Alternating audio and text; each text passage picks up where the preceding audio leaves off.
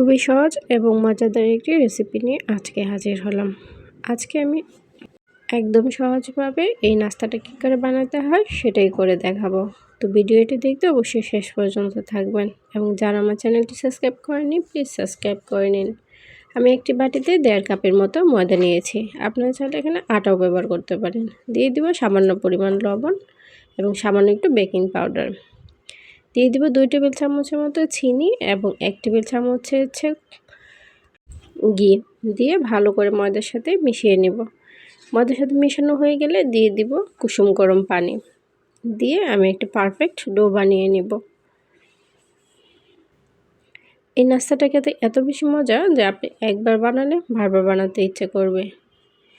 তো আমি সামান্য পানি দিয়ে একটা পারফেক্ট ডো বানিয়ে নিচ্ছি।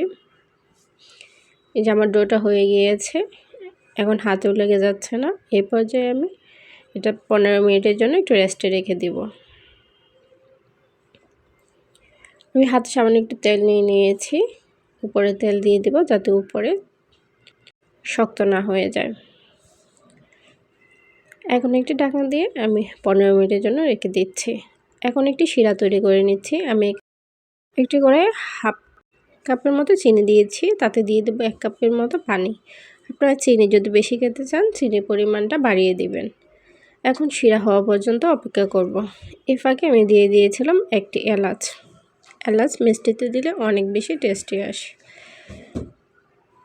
তো কিছুক্ষণ জাল করার পর আমার শিরাটা রেডি হয়ে গিয়েছে, এখন নামিয়ে নিচ্ছি। আগে থেকে ডোটা আমি 15 মিনিট পর আবার হাত দিয়ে মাখিয়ে নিচ্ছি। এখন একটি পিঁড়াতে দিয়ে দিচ্ছি সামান্য পরিমাণ ময়দা দিয়ে একটি মোটা করে রুটি বানিয়ে নেব। অবশ্যই এটা মোটা করে নিতে হবে। দেখেন কতটুকু নিয়েছি আমি, এরকম হলেই হবে। এখন সাইড বরাবর আমি কেটে নিচ্ছি গোল গোল শেপ করে। আপনারা যে কোনো শেপই করতে পারেন।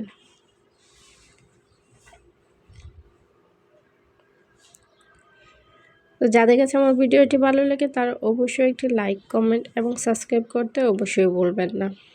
এবং আমার রেসিপিগুলো একদম সহজ, আপনারা প্রতিদিন ফলো করতে পারেন।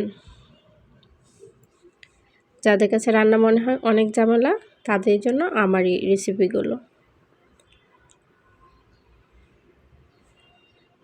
এভাবে করে আমি সবগুলা কেটে নিচ্ছি। তো সবগুলা কাটা আমার হয়ে গিয়েছে। এখন অন্য একটি কড়াই বসিয়ে নিচ্ছি। কড়াইয়ে পর্যাপ্ত পরিমাণ তেল দিয়ে দিচ্ছি। তেলটা যখন গরম হয়ে আসবে তখন নাস্তাগুলো ছেড়ে দিচ্ছি আমি। কম আঁচে ভাজার চেষ্টা করবেন, তাহলে দেখবেন সাথে সাথে ফুলে গিয়েছে।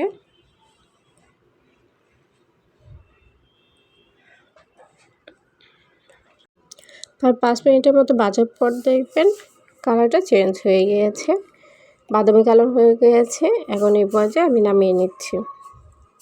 বেশি ভাজতে গেলে এটা তিতা লাগবে খেতে। আমি একটি ছাঁকনিতে করে ভেজে নিচ্ছি। এভাবে করে আমি সবগুলো নাস্তা ভেজে নিচ্ছি।